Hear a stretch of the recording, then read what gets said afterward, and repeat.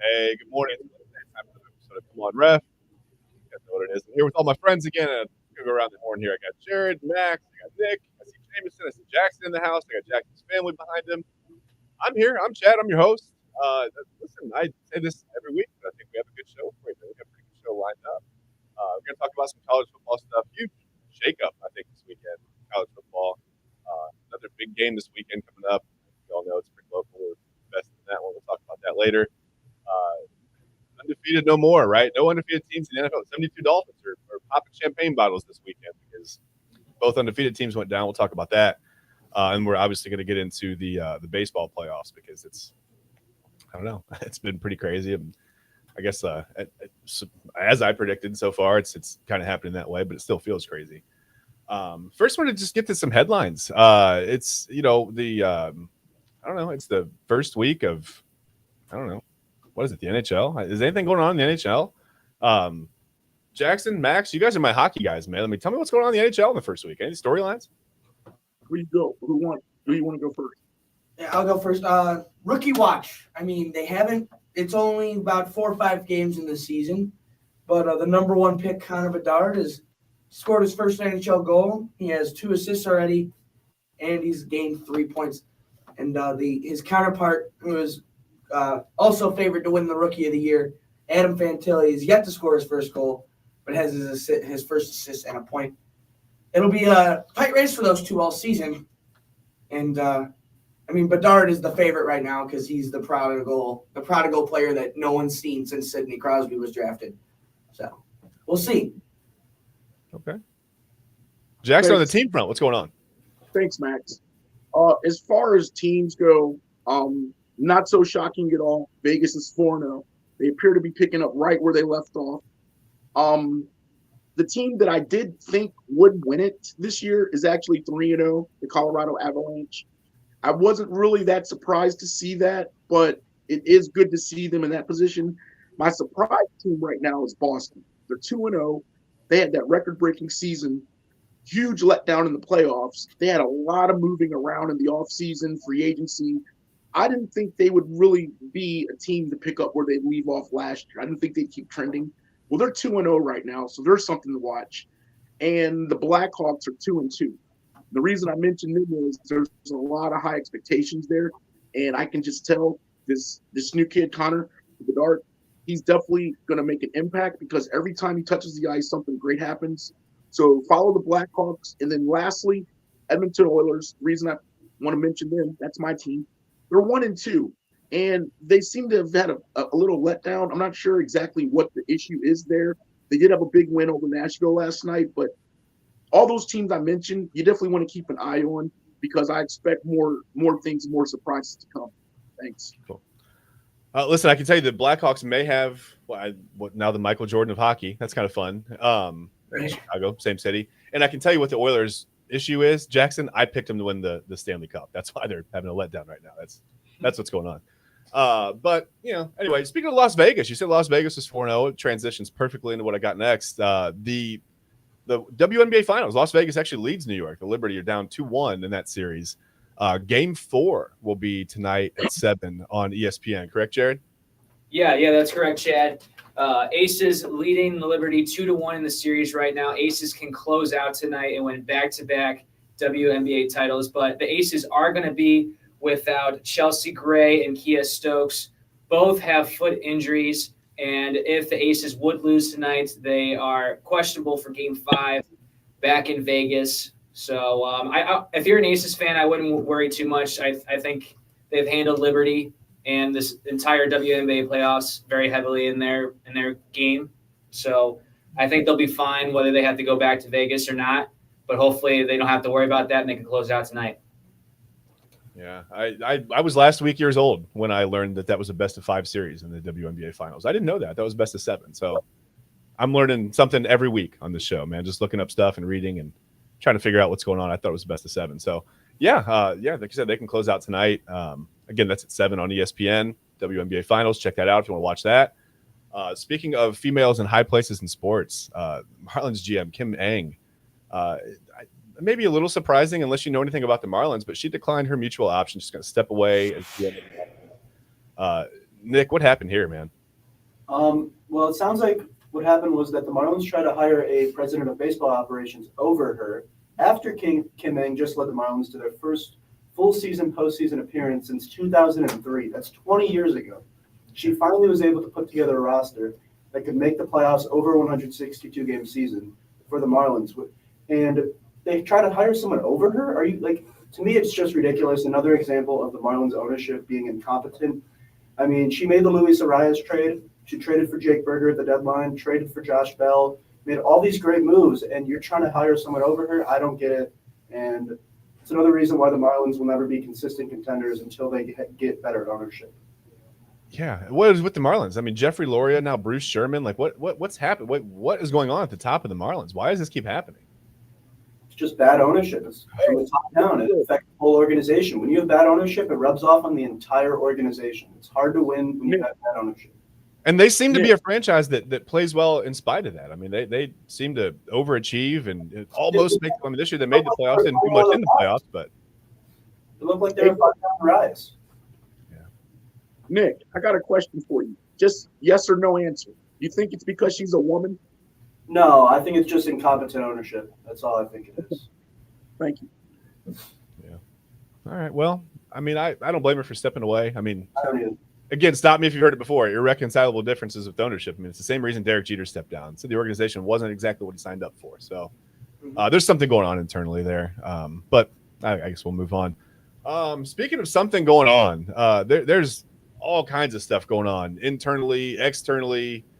The baseball playoffs are fun again, right? I mean, I think we've got some unexpected things going on, some storylines. The Rangers are going to head back to Arlington up 2-0 on the Astros. I don't know if anybody saw that coming. I mean, I guess I picked the Rangers to go to the World Series, but man, I didn't think they'd go into Houston and just sweep them in the first two games in Houston like this. I mean, what do you guys think about that? Jared, you've been watching this series? Yeah, I have been, Chad, and it's been really exciting to see. The Rangers are doing amazing on both sides of the ball. We talked about it in previous shows. The Rangers are very streaky, and they're going on a very important winning streak at the most crucial time in the playoffs. 7 in a row, haven't lost yet. And it really starts with their starting pitching. The top two guys, Jordan Montgomery in game 1, lights out, struck out Yordan Alvarez 3 times in game 1. And he was sensational. And then you follow that with Nathan Eovaldi. Those two guys are really the 1-2 punch of their starting rotation. And they're really doing exceptional things offensively as well. You got Garcia in right field, who's doing Garcia things, hitting bombs all day long. Yep. Garver, their catcher, had a key grand slam as well. So just everyone's contributing for that team, and it's very nice to see, especially as Astros. This is their 7th straight ALCS appearance. So it's nice as a baseball fan to see the Astros get beat up a bit. I agree. Max, have you been watching Rangers Astros at all? I've been periodically looking at it. I was in Indiana the past weekend, and we tried to get it, but we were in the central time. Okay. Time was different. I gotcha. Well, what's your gut? I mean, do the Astros come back and make this a series, or I mean, are they in trouble? I mean, I think they'll go down 3-0, they'll win 2, and then they'll lose in 6. Okay. I think that Texas is too hot right now for them to cool down.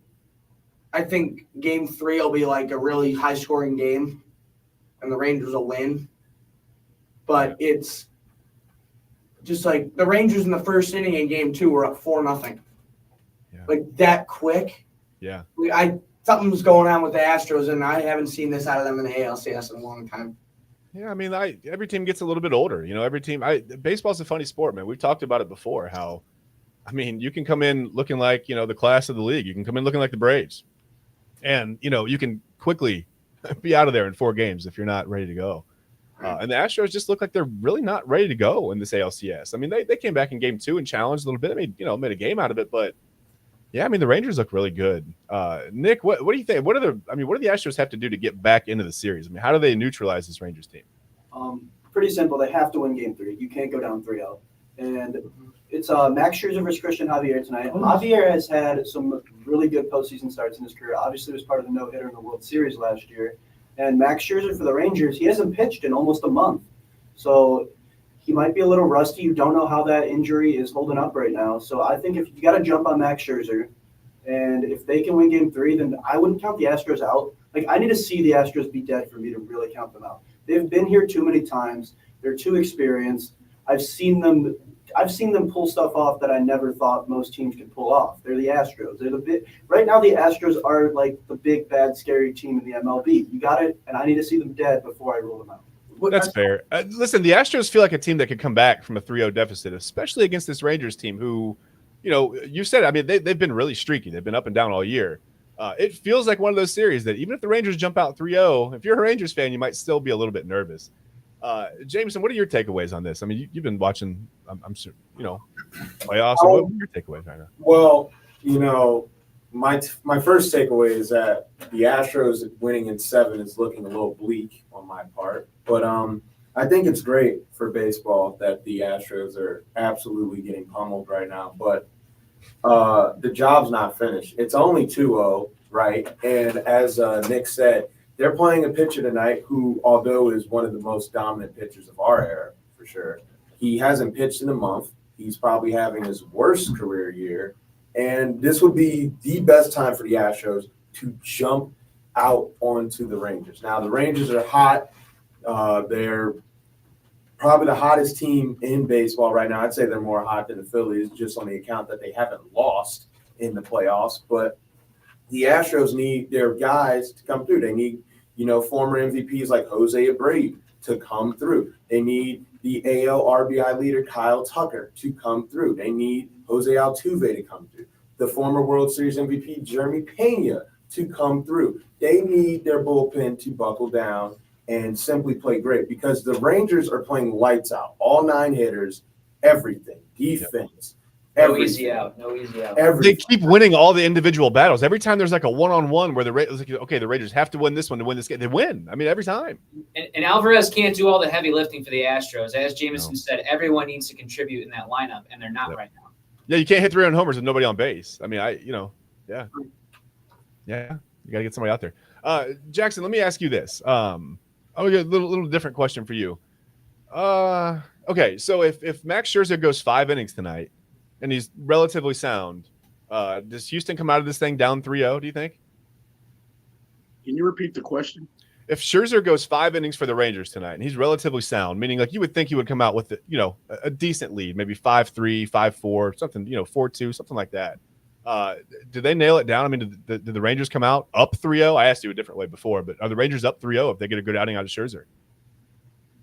Well, it's interesting you asked me that way because being the final guy to get questioned, 2 people have already mentioned Max Scherzer and his return. And I guess I can answer your question based on how I was going to say anyway. You're going to get one of 2 things. You're going to get either a Max that looks like he's been injured and gone for a while, or you're going to get a guy that's going to be happy to be home and happy to be back out there and feel great, and he and his catcher are going to have great chemistry tonight. As far as the answer directly to your question, I'd have to assume Max Scherzer tonight is pinnacle. The next 6 innings of this series are probably going to determine I want to use the word outcome of the series, because you got to remember, if this game goes, Texas wins, that's 3-0. Mm-hmm.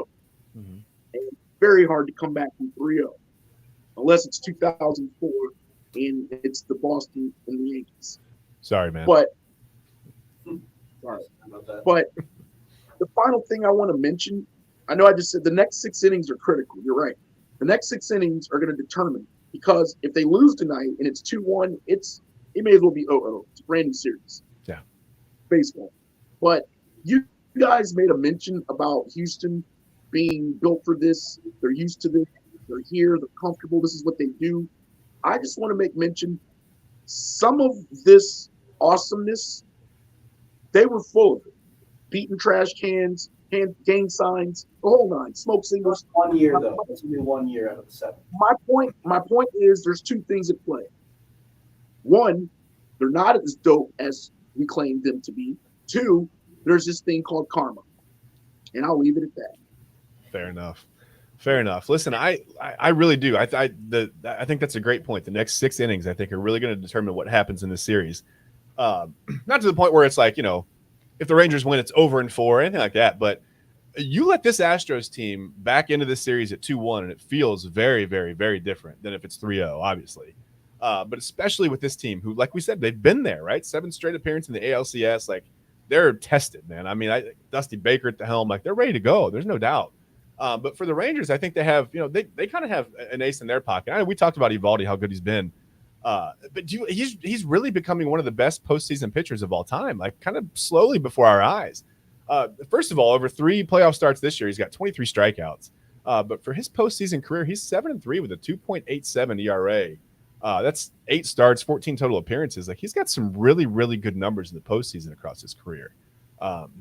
That's a nice thing to have in your back pocket if you're the Rangers, And I think Eovaldi, after the Red Sox won the World Series in 2018, I feel like after that, everyone discredited him so much. And now everyone is Eovaldi's proving everyone wrong to not both think him.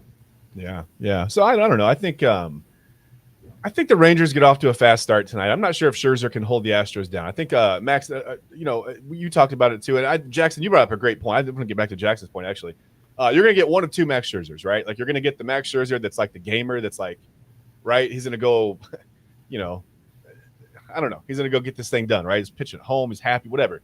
But then you could get the Max Scherzer that's been rusty for a month or been out for a month and looks rusty. I think it's going to be one of 2.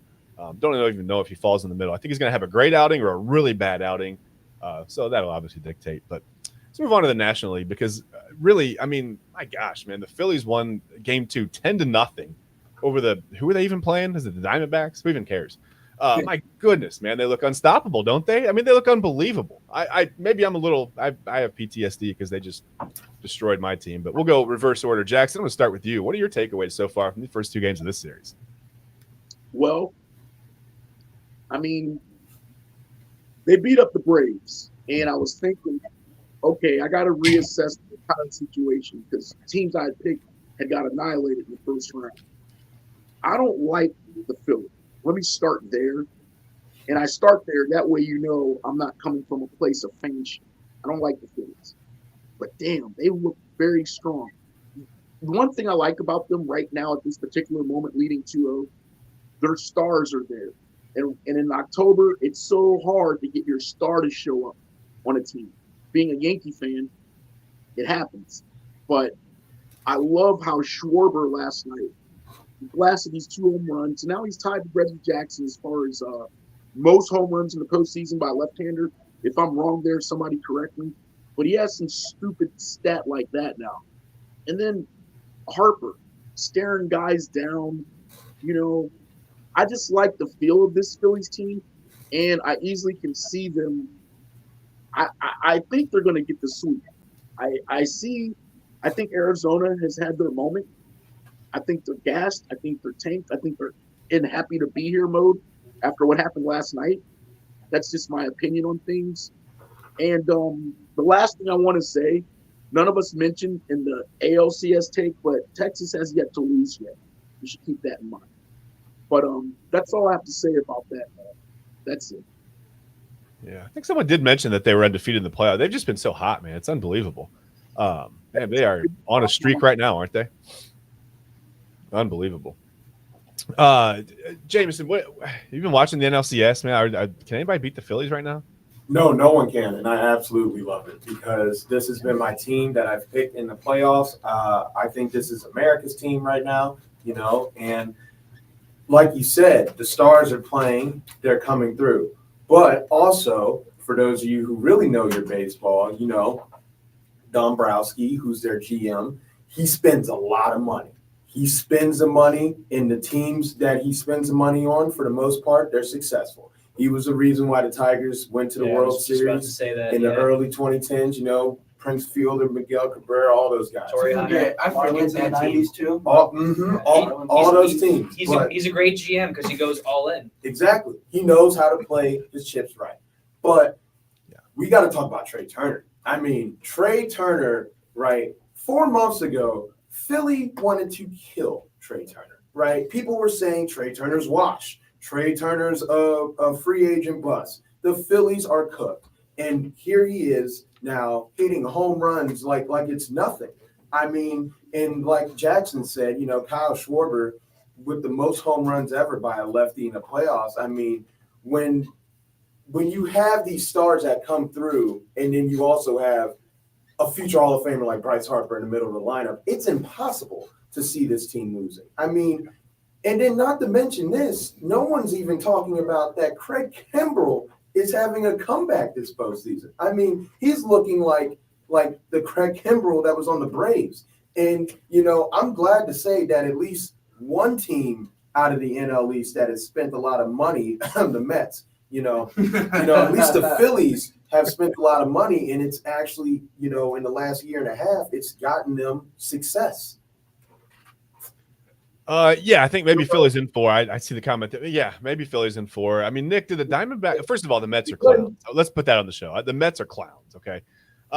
You talked about, and Jared, something you said, just that Dombrowski goes all in as a GM. That doesn't work if you don't get the right guys. You gotta construct a team that's going to be good in October. And the Phillies are that, man. The Phillies they're everything you want in a team in October, I think. That being said, Nick, the Diamondbacks, great front office. Yeah. Listen, they're tough. They're gritty. They've got 2 really tough frontline starting pitchers. And their managers. Nick, the Diamondbacks have a chance here. I don't think so. The Diamondbacks, to be honest, it seems like they're just no one expected them to be here anyways. So I feel like they're kind of just happy to be here. They're a young team. Their best player is a rookie, 22 years old. I mean, they have a lot of really young guys. I think that they'll be back, maybe not in the NLCS, but they'll be competing for the playoffs for a few years to come now, and they'll have their chance at some point. But right now, I think it's just the Phillies' time. I mean, once they beat the Braves, Phillies were in the World Series to me once they beat the Braves. And just they're so hot right now, and I think they're also out for vengeance after losing last year in the World Series. I think they remind me of the 2015 Royals where they lost the World Series in a heartbreaker, and they came back the next year just out for blood. They killed everyone on their way to the World Series, and that's who this Phillies team reminds me of. That's what that really is. Honestly, with the way the Phillies have been playing this postseason, it feels like the round should have been reversed. They should have faced the D-backs in the ALDS and the Braves, they should have faced the D-backs in the NLDS and faced the Braves in the NLCS because the energy is just so different. You're going against an NL East rival. There's so much tension. There's so much more blood and just frustration again towards the Braves versus the D-backs. Yeah. Well, they've carried over the aggression. They have not had a problem getting up for these games. I mean, 10-0, game 2. Wow. I mean, it's like I didn't want to watch. It's hard to watch the Phillies right now. I'm not gonna lie to you. I've checked out a couple innings, but I'm still hurt, man. I would not be watching this NLCS. I would not be watching. Yeah, I would wait to the World Series. That were you, Chad? Jackson, go ahead. I just want to ask us all as a collective, after seeing what we've seen so far from everybody, based on what we talked about 2 weeks ago, do we have the best 4 teams in baseball right now playing? No, we never do. It doesn't end up like that. The postseason's always different. But he did qualify the statement by saying right now, and I think what I'm saying is, do we miss the Dodgers? Do we miss the Orioles? Do we miss the Braves? Do we have the best 4, or is one of the best 4 not playing right now? I think the Braves are one of the best 4. The Dodgers, they're not. Their starting pitching was terrible. Orioles, same with them. Those teams. But listen, Nick. To be fair, the Braves were really hurt coming into these playoffs, and I'm not making an excuse. I'm just saying I don't think they're one of the best 4 teams right now because the starting pitching was a mess. People were so mad at the Braves for leaving Kyle Wright off the NLDS roster. He had shoulder surgery the day after. I mean, he wasn't going to be ready to go.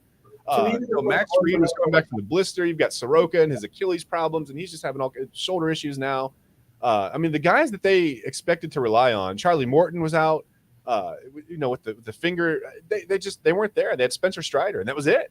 Bryce Elder pitched okay. The bullpen was a mess. They were coming back from injuries. Listen, I expected this. And even Max Fried didn't pitch that well either because he was coming back from injury too. No, yeah, that blister obviously gave him trouble. He didn't have the feel on his pitches. You could tell. I mean, he didn't have the normal break on his curveball. He looked like a different guy. And, I know people think he's already got his head in the clouds for free agency, but that's not the case. I mean, the only reason I asked it that way is because nobody left as a 100-game winner. Yeah. And all we did all summer was gas up the teams that won 100 games. And now They're not even in the conversation. Yeah, I wasn't going to gas up the Braves, man. I really wasn't. I knew this was going to happen, man. Zach, I'll ask you if the Diamondbacks have any chance. What do you think? Do the Diamondbacks have a chance in this series? Oh, I called them to get swept. I think they have a chance. Fair enough. He just wants his pick to be right. No. You're riding No, with them. no, You're no. riding I with am them. riding That's with them. That's I good. respect I it. am riding with Respect them, it. everybody. Okay. Well, Max says Mariners in 7, everybody. So that's Max's pick. Okay. I'm never going to let that go. Sorry. Yeah. It's fine. It's fine. Okay. You can make fun of the Braves. It's okay. It's all right. I do. I'm not a jerk. Oh, okay. So I'm a jerk now. Fair enough. Yeah. Well, speaking of jerks, listen, Notre Dame's a huge jerk because we have no idea who they are, right? They battled Ohio State. We said, that was a good game. Then they went and got beat by Louisville, and we said, okay, Ohio State's trash again. And then Notre Dame absolutely just garbage rolled USC this week. Like, what happened this weekend? What is USC? It's like we've been talking about. It's like we've been talking about for the MLB playoffs, Chad. You can't rely on one player, and USC is just relying on Chad Williams. USC's defense is atrocious. It's one of the worst defenses I've ever seen. They cannot get the opposing teams out of the end zone to save their lives. And Caleb Williams can only do so much. Yeah. And I saw the bets on DraftKings and FanDuel. Everyone was betting USC for that game, and I'm like, why? It's at Notre Dame, first of all, and it's a rivalry game, and the USC has just not been that great. They've been surviving, and their performance against Notre Dame just shows me that they're not ready for teams like Oregon and Washington. No. I Completely agree. Go ahead, Mac. got mauled. They were. I remember last week how I said Ohio State. Like when Ohio State played Maryland, I said, when the Browns lost to Baltimore, I said we got waterboarded. That's what happened to USC. Yeah. They got put back in their place. Oh my goodness. And it was turnover after turnover. Yeah, credit to Notre Dame's defense. Caleb Williams threw 3 interceptions in the first half. They fumbled it on their last 2 drives of the game. Yeah, and I think the perception was that Williams threw all the interceptions trying to lead USC back, but like you said, they were in the first half. I mean, it was a game until that was huge. Chad. Yeah, Jackson.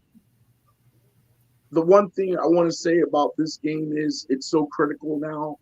Now, theoretically, if you're a Buckeye fan, you have to pull for Notre Dame and USC because Notre Dame beat USC. So now you need USC to be worth a crap at the end of the year. And they're looking like they could easily become a 4-loss team. So I like how this is working for the Buckeyes. Yeah. They have to handle their business. They got a big one this weekend. We'll talk about it, though. Well, I made this statement last week that these Notre Dame, every time I watch them play, that W from weeks ago looks less and less valuable. Yeah. I was so thrilled to see Notre Dame not just win, but dominate a super hyped USC team. Yeah, and we talked about the Pac-12 and how good we thought it was, and how, I mean, Jameson, you said maybe it was the best conference in college football, and now I don't know. I mean, it looks completely different after this past weekend, but I don't know. Washington, Oregon was a really good game. Washington beat Oregon 36-33. There were some clock management issues in that one. Possible maybe people view it as a mistake by Oregon, by Dan Lanning, but I don't know. I mean, Jameson, what did you take away from the 36-33 win for Washington? Well, Michael Penix Jr. is definitely number 1 in the Heisman race. Yeah. I would say after last weekend, especially with Caleb Williams trying 3 picks in the first half, because that's fun. But the Washington-Oregon game, I think we saw a lot of NFL talent in that game, right? Oh yeah, absolutely. I think we saw first-round picks in this game. It was a great game. Oregon could have won it. It was close. It was wire to wire. Oregon should have won it. They definitely should have won it. Bo Nix played a lot better than I thought he would. I thought Bo Nix was going to lay an egg in this game, and Bo Nix kept them in the game. And, I just really think that this game, it's kind of like, where do you put Washington after this? It's like, is Washington better than Ohio State? Is Washington better than Florida State? I think they're better than Florida State. They're better than Florida State. Is Washington better than Michigan? I mean, okay, No. can I say one thing? Washington is at number 5 right now in the AP polls, but I Are think they better than Oklahoma? Yes. Yeah. Can I say one thing? The last time Washington was this good was when they went to the college football playoff. They were a good team that year. It's when they had Jake Brown in, I think. Yeah. And then they get there, and they absolutely They were bad. get destroyed. Yeah. So could this, if something happens with Michigan, Georgia, or Ohio State, could this be a Washington team just like the last time they were there, and they absolutely get destroyed? I think that could be for Florida State too, because they're barely winning games. Right. Florida State was in it that one year with Jameson Winston, and they were like, oh, yeah, they were like the number 2 or the 3, And Oregon killed them. and Oregon just destroyed them. Yeah. So That game actually made me worry about Oregon with Ohio State going into the national championship game, but Oregon didn't put up much of a fight at all. Yeah, No. I think Max brings up a good point. I do think if Florida State and Washington do win out, I do think they could get destroyed in the college football playoff if they make it. And as a football fan, I'd rather see Oklahoma in there because they did beat Texas. And I think they could put up a better fight right now than Washington and Florida State, even though their schedules are harder than Oklahoma's. And Yeah, I mean, something we didn't even mention is Dylan Gabriel for the Heisman. I mean, Jackson and I were talking before the show started about our top 5 in our Heisman, and I forgot about Dylan Gabriel. I mean, I think he's got to be top 3, right? he's up there. He's up there. He's Yeah, definitely. I completely forgot about him. And you mentioned Oklahoma, and he's definitely in the I'll middle. say one thing. This move for Washington, Oregon is good because it's going to be more competition in the Big Ten.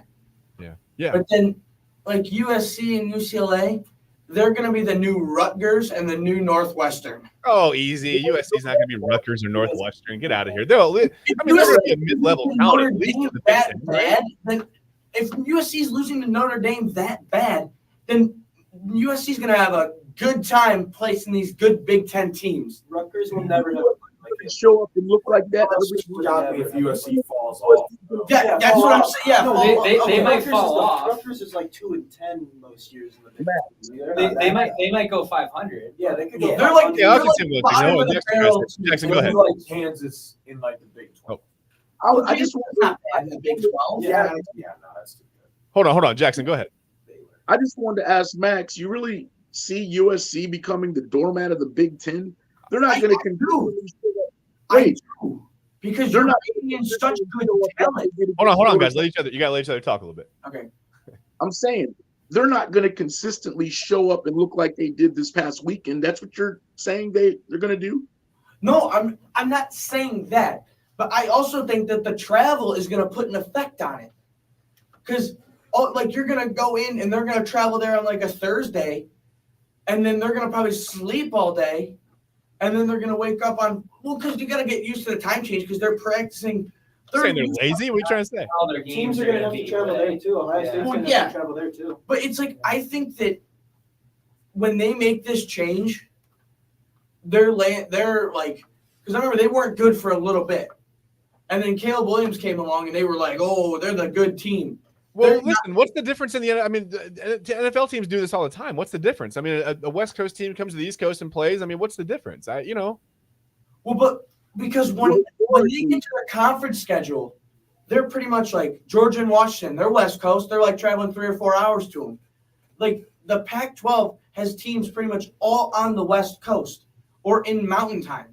So it's like That's an how that hour works. Yeah. difference. I mean, they're the Pacific. Yeah, it's Pacific. I mean, I understand geography, but what I'm saying is why is it such a different – and I don't necessarily disagree with you, Max. I think the travel could play into it. Well, if they're I'm doing just it playing every- hold on. I'm just playing devil's advocate. I'm just like, for people that wonder, like, what's the difference between an NFL team doing this much travel and a college team? I mean, they're just a couple years off from being that age, right? Like, does it make that big of a difference on their body? Is it just the demands of school and everything else they have going on? I mean, I think that adds into it, right? It does. And plus because they're like traveling an hour or 3-4 hours on the West Coast. Like what? USC, like they had a game in Notre Dame. Okay, I understand that. Mhm. But like some of these games, like they're going to be going, like sometimes they're going to be on the road for 2 weeks. So they'll go home for like 3-4 days and then they'll be back. Yeah, I mean, that's the nature of the game, though. I think that's, Yeah, I don't disagree with you. Yeah. I think it will play into it, but I think that's kind of the nature of the game. I think they'll get used to it over time, is what I'm trying to say. But I do want to move on because we got a big game this weekend in college football. Huge playoff implications. I think for all intents and purposes, it's kind of a playoff quarterfinal, right? Penn State, Ohio State. They're going to scarlet the shoe in Columbus for this one. It's a huge, huge game. Giant test. If Michigan is the final, then this is the midterm, right? Like they better be ready to go. That's a great I analogy. like love that one. Chad. That's a love good I that. one. like that. That's a good I mean, they're right there, right? Time's up. So I don't know, Jared. I mean, what's your take? I mean, what's going to happen this weekend? What do we expect to see? I expect a high anticipated game. I mean, Penn State's offense is legit. I mean, they scored 63 points against UMass last week. And it's really going to be a test of defense for both teams. I really think this is going to be a defensive game. And we saw it from Kyle McCord at Purdue the past week that he was able to finish drives, and he needs to continue to do that. Finish drives, not turn the ball over, and Ohio State has to make sure they play good man coverage or they're going to get beat because Penn State's receivers are legit, and they got to make sure they cover the run. Their run defense was a little bit better last week, Purdue, but they got to improve that as well if they want to get this W. Yeah, best quarterback they've seen so far. Yeah, for sure. Maybe not Hartman, but I think Hartman didn't have a good game, so that's why I say that. Hartman had a tough game against Ohio State. Maybe that's Ohio State. We'll find out on Saturday. Max, what do you think? You got the Buckeyes. I've been saying this since Drew Aller started his first game in college. This is the game where we see Ohio State show up and absolutely make him nervous, make him throw the ball around the field where it doesn't need to be thrown. This is the game where Ohio State breaks Drew Aller. Okay. That was the cliffhanger. I didn't know what you were going to say. I think that's fair. He hasn't been great on the road. I mean, you know, he's been a little questionable on the road. He hasn't really faced a test on the road yet. I mean, I They don't know. faced UMass. Right, their best team they face is Iowa. Yeah. And they still destroyed him. Oh, listen, I'm not going to fault, Penn State for putting up 63 points and not giving up any points. But it is UMass. I understand. I understand that point for sure. Nick, Ohio State, Penn State. What do I look for? What are keys to this game this weekend? I think the QB matchup is probably the biggest key. It's two first-year starters, two young guys who are kind of inexperienced. I think McCord has more experience now that he went into Notre Dame, led a final game-winning drive.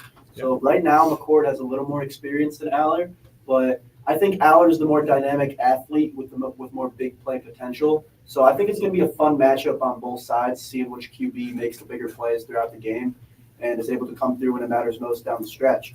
But I also think Ohio State's D-line is going to be a big thing in this game. They need to get pressure on them. They need to fluster him a bit with a lot of pressure. Yeah. So Ohio State's D-line needs to show up. Jack Sawyer, JT Tuimoloau, Michael Hall, they all need to show Tommy up. Eichenberg. Yeah. Yeah. I mean, Eichenberg's been a little bit of he's had a weird season. I mean, he's there, he's making tackles, but they've been downfield. I mean, he's still getting to the ball, just not. I don't know if that's a defensive line problem. I think the defensive line's been good. It's been good, but they need to show up big today. They haven't gotten the sacks, but they've gotten quarterback pressure. They've gotten all the pressures that you want to get. They're making, at least they're making quarterbacks a little bit not unhealthy, but uncomfortable in the pocket. Yeah, I don't know, they make them sick too, I guess. But I don't know. If I saw JTT and Jack Sawyer coming at me, I might throw up. I have no idea.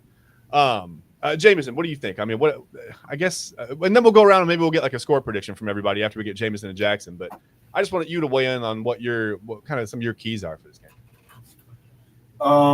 I think this is a game that's, a lot of people do think it's going to be determined by the QBs, but I think quite the opposite. This is going to be a game determined by which team controls the clock the best in the run game. Right now, we know James Franklin loves to run the ball. Nick Singleton, Katron Allen, very good running backs.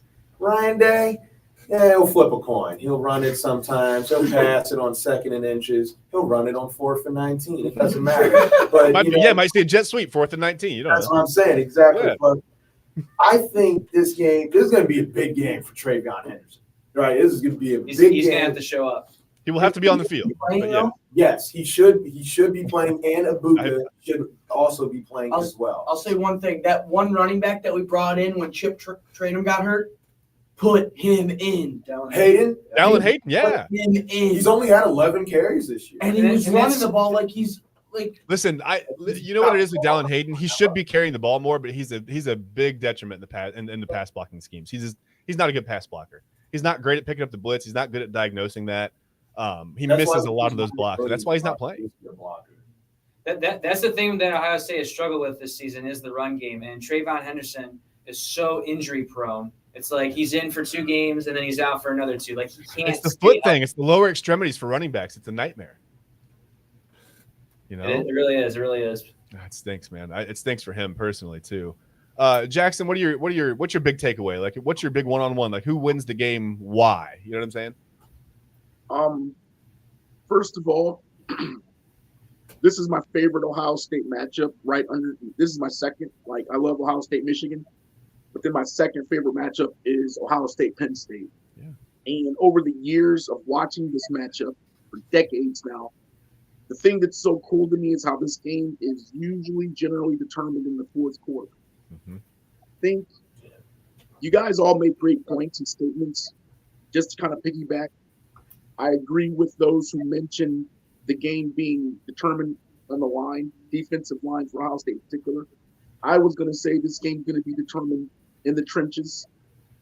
Everybody's saying quarterback. I thought the running game, whoever can really establish the run, would have a good chance. But ultimately, it's going to come down to Penn State's offense, or I should say Ohio State's defense stopping Penn State's offense. If they want to be successful Saturday, they're going to have to really contain that. But for Penn State to get a W going into that environment, they're going to have to be focused and play pretty much a perfect game. Like no turnovers, penalties at a low, field position, time of possession. Those things will matter and add up.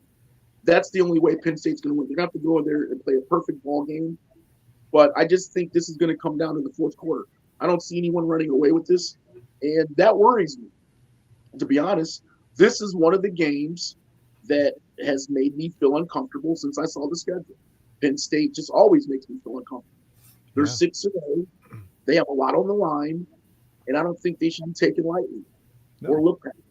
No, I don't. I agree with you. And listen, they haven't played a huge team. They played Iowa, who has a really good defense, but they haven't played, a top 10, top whatever you want to say. But they've been handling their business. Listen, like I said before, I'm not going to fault them for scoring 63 points and not giving up any. I don't care who they play. That's a good game, right? That's the outcome you want.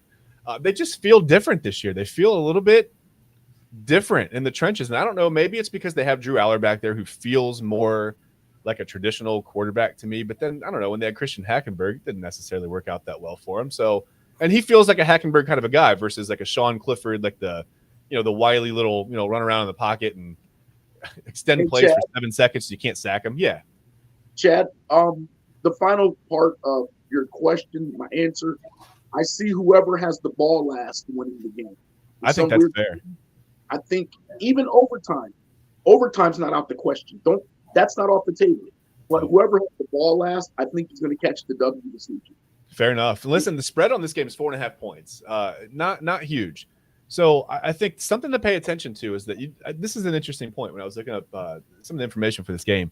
Did you guys know there's 3 teams this year in college football that are 6-0 against the spread? You know who they are? Penn State's one of them. Penn State's one of them for sure. Else I wouldn't be bringing it up, right? That'd be dumb. Ohio State. Yeah, no, it's UNLV out of the Mountain West, and you'll never guess who the third team. It's the Lafayette College Leopards, all right, of the FCS Patriot League. The Lafayette College. Listen, they play Holy Cross this weekend. I think the spread's 3.5. So if you want your come on ref iron bar lock, Right. bet on Lafayette College, book it. They're going to cover the spread.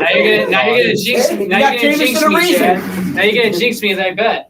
Hey man, listen, that was a big college matchup. Forget Ohio State, Penn State. It was Lafayette, Holy Cross the whole time. We switched on you, all right? All right, Chad. All right, Chad. My cousin all weekend was like. But what did your dad say, Max? That's the important thing. What did your dad say about this one? No, Jackson, you bring up some good points and some good factors between Ohio State and Penn State. College game day, a noon start, which is just weird in general. Like a game like this, I don't think should be at noon. It should be prime time. But obviously, the TV networks thought there would be a better game for prime time. But anyways, I really don't think it's going to come down to last possession or overtime. Like you said, Chad, Ohio State is favored at 4.5. But I really think it comes down to a 2-possession game. I really see this as a 28-14, 28-17 final. And I really think it's going to be key for Kyle McCord to target Stouffer. Stouffer is one of his favorite targets, besides obviously Marvin Harrison Jr. So if you target Stouffer, you get him catches, you get him touches. I think that's a recipe for success for not only Kyle McCord, but also for the Buckeyes. So that's going to be a key thing to watch on the offensive side. But I see the Buckeyes at the end of the day winning this 28-17. Okay. Fair pick. I can live with that. All right, that's fair. Yeah, I agree. I think it's like a 8 to 13 point game. I think it's right around in that range. I think it's like a 31-23 to like a, I don't know, 38-24 type of game. I think it's right around there. I don't think anybody's going to score too much. You're not going to see like a 59-45 game. That's not going to happen this weekend. No, that'd be awesome. No way. So if anything, it'll be 17-10. It'll be a really, really close, low scoring. It'll be like the Notre Dame game. I think it's going to look a lot like that and feel a lot like that at times. Be ready to be frustrated because Ohio State's not going to run the ball well at times. And they're going to struggle in the first half. They've always been a second half team. Especially against Penn State. They're going to run a 3rd and 11 jet sweep. We're all going to yell. It's going to happen. Just get used to it. I mean, Well, sorry. Don't break the TV. Don't break Chad, Yeah. Chad, there's one. Excuse me. Hmm? There's one thing I wanted to state about the outcome. Yeah. Big if, capital I, capital F. If Ohio State were to lose this game, I definitely think it would have to be a scenario where it's their only loss of the season. Yep. And Penn State would have to finish out and run the table. I say that because a game like this could come back and bite you before Michigan. That's why I'm saying if this is going to be if the Ohio State Buckeyes have to lose a game this year, if we have to go to the playoffs with one loss, I'm telling you guys, I think this is the week because it's a formidable team. They're ranked, they're undefeated, and we're meeting at a horrible time of the day. But I'm just saying it's the perfect time if I stress if we get beat, this is the week to do it. Yeah, I agree. If Ohio State gets beat, I think that this is the week to do it, but they'll also need Penn State to beat Michigan. They'll have to have that happen. Or they're going to be in big trouble. I'm just saying if Ohio State has to catch an L anywhere this season, I'd rather it be this weekend than anywhere else. That's fair. That's fair. Listen, I want to move on to the NFL because, again, shakeups. We talk about shakeups. I mean, USC went down. We thought they were going to be a national title contender. They're not anymore. They look like a 4-loss team. I don't know if that's true with the undefeated teams that lost in the NFL this weekend. But, yeah, I mean, both the Eagles and Niners go down in the same weekend. And, I mean, we can talk about – we don't really need to get into the Jets, Eagles. I mean, it's fine. Jets beat the Eagles 20-17. Kind of a sloppy, ugly game. But I think the game that we're concerned about, the unbeaten team that we saw go down this weekend that we all watched pretty personally, I think was the Niners, right? The Browns-Niners.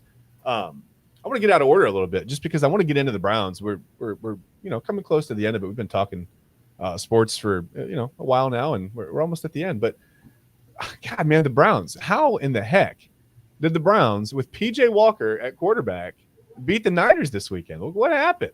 Kurt Warner story. It was all because of defense, Chad. At the end of the day, the Browns' defense is the best in the NFL without question. Yeah. And they really showed up on Sunday against the 49ers. Also, the weather was cold, rainy, very windy. 49ers kicker missed 2 field goals. Even Hopkins missed a field goal for the Browns. Yeah. And you can say all you want about McCaffrey and Samuel being hurt in that game. But at the end of the day, the Browns didn't have Watson and they didn't have Chubb. And So Joel Bitonio. and Or Joel Bitonio, yeah, or Jack Conklin. You can say the injuries all you want, but at the end of the day, that doesn't matter. You got to play who's on the field. And Brock Purdy did not look good at all. Like, he was not comfortable in that weather. He was missing his receivers, not targeting them in the chest at all. It was just a terrible game for him. It really Jared, was. Myles Garrett was trying to eat you. Would you be comfortable in the pocket? I would not. No. Yeah, I'm not happy. Max, you watched this game. I want to ask you something. I want to ask you a pointed question. On the missed field goal at the end of the game, did you think Denzel Ward affected that at all?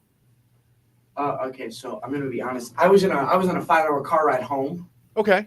So That's I was fine. watching it on the ESPN app Gamecast.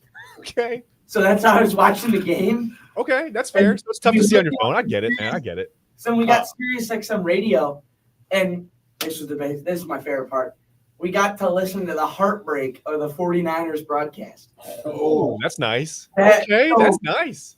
And then I'm sitting in the car, and I'm like, yes! My dad's like, be quiet, it's okay. It's like, it was insane. And like the guys were like, here goes Jake Moody.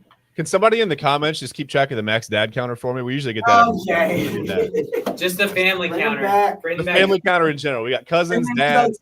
And then the guy, when he said he missed, he's like, and he missed it. It's like, it was like heartbreak. It was like, That oh. was it. We don't want to talk. He missed it. That's But kind of like- funny. I was going to clown you for your dedication to the show, but listening to the opposition's radio network, I think that okay, you're back in, man. You're fine. Yeah. But Yeah, he's going behind I enemy think lines. me seeing the video, when I saw Ward jump in front of it, I thought he was way behind it. But then I saw like a freeze frame of it. He was right there.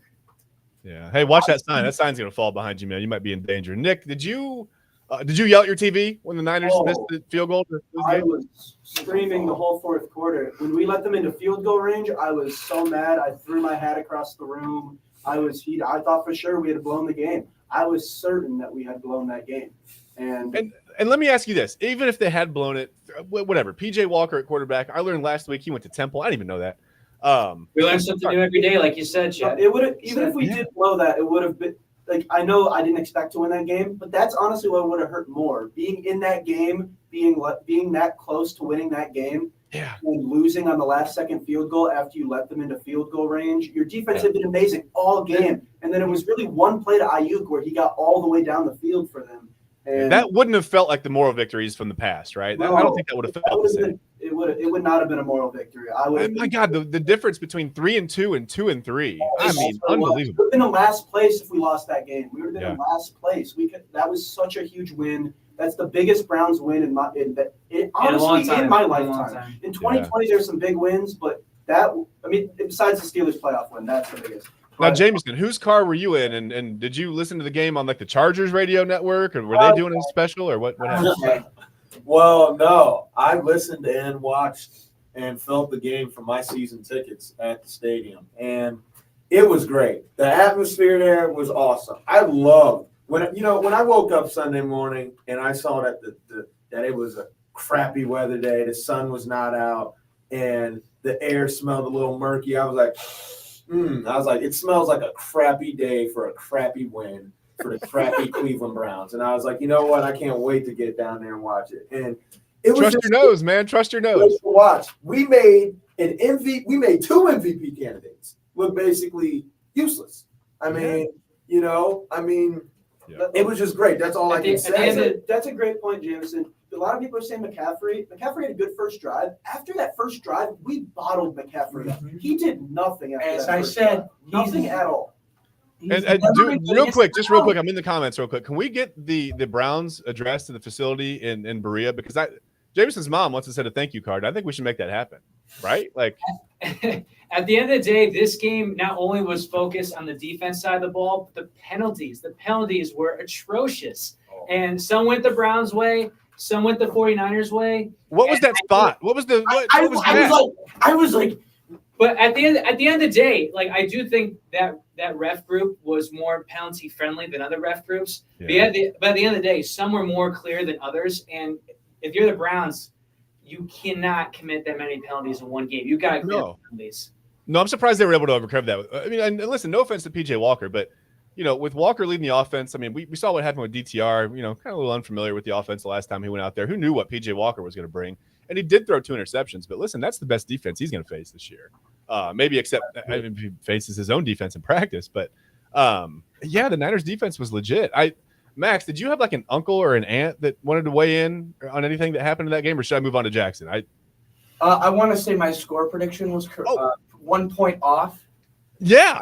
Let's definitely mention that. We gotta give Max props for that. Biggest take, and he actually almost got one right. Yeah, as much as we like to dump on Max for his takes, man, you were really close on that one. That was really good. I'll give you that one, man. I'll give you that one. This week's will be on that. Jackson, as an enemy, well, not of us, we like you, but as a fan of the enemy team in the division, what did you think about this? I mean, watching the Browns dismantle the 49ers, I mean, what were your thoughts? Man, I'm going to make bullet point statements. I'm going to say things like, if Cade York was here, you'd be 1-4. I'm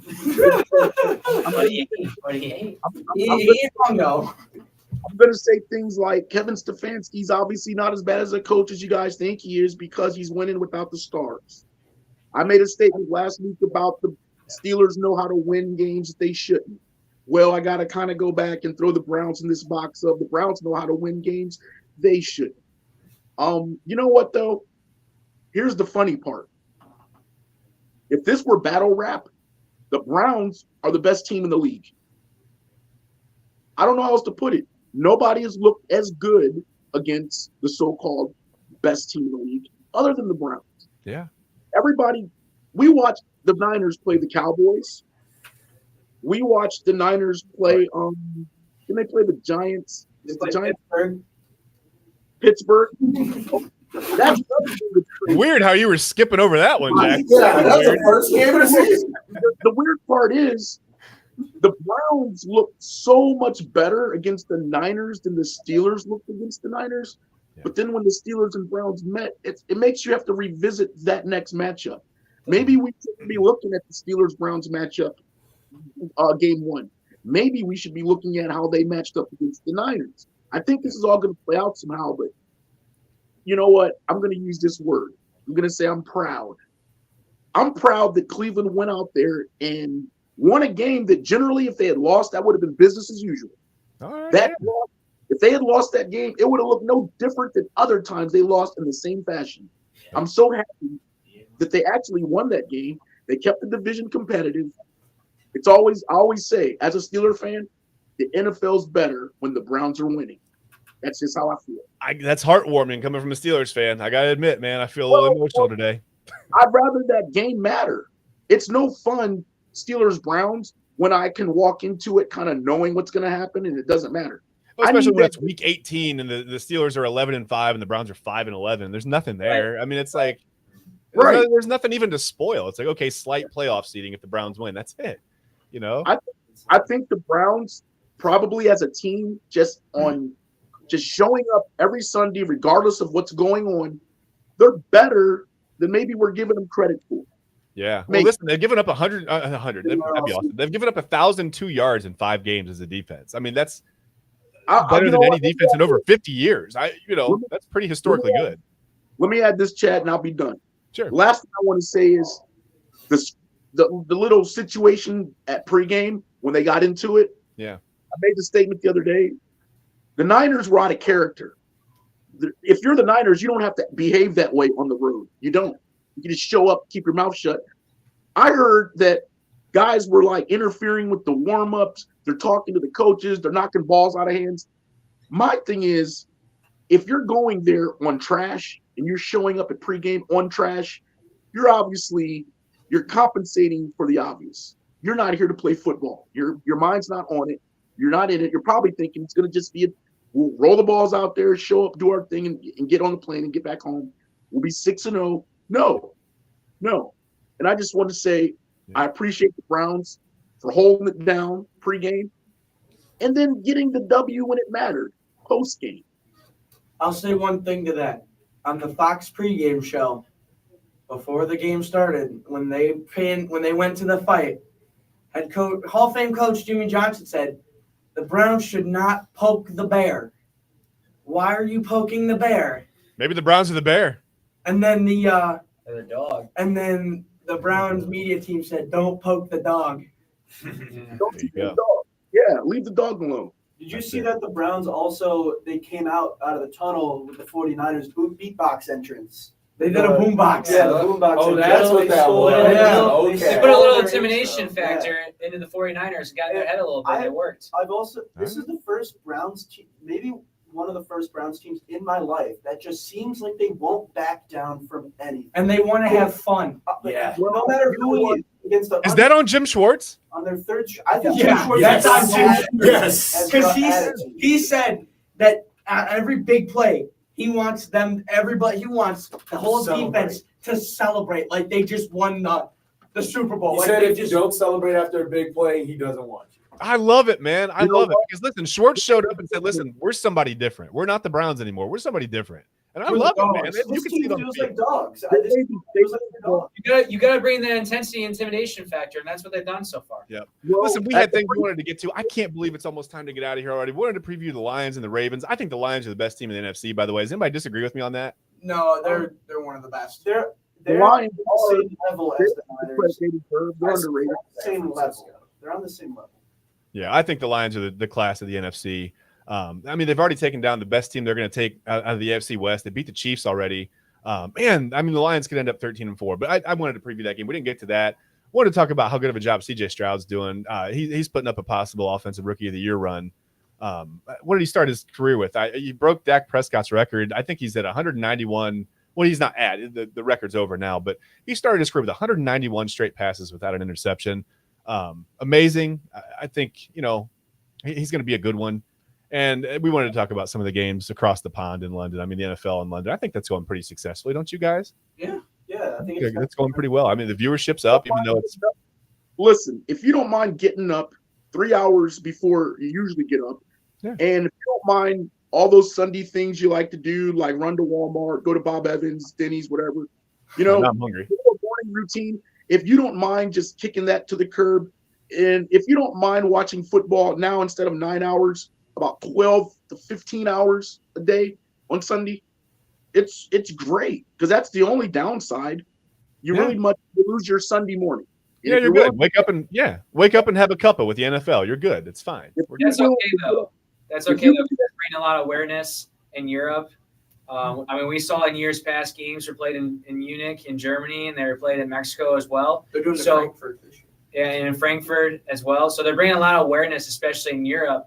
And I know there's a European football league too. So a lot of teams that are trying to get to know the sport and improve their countries and continents in the sport as well. So it's bringing a lot of great awareness, especially in London right now. And Goodell even said in an interview one time that who knows, maybe possibly more games could be played in London. There could be even a team in London. Who knows? Yeah. You talk about travel nightmares, Max. Well, I can't wait to hear Max's take on that one. But listen, growing the game is good. I think, we want to grow the game. We want to grow our show. We hope our show is growing on you. I think we can sum up today's show with a comment here from our comment section. I think Deborah said it very succinctly. Listen, the Browns are a pretty good team, right? I would agree. Yeah. Yeah. They're a pretty good team. That's all we got this week, guys. Thanks for watching.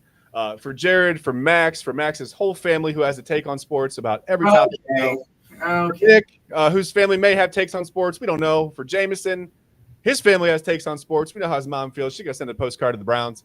For Jackson and for me, for Chad, I'm your host. We're out, guys. Thanks for watching. Have a great week. Peace. Peace.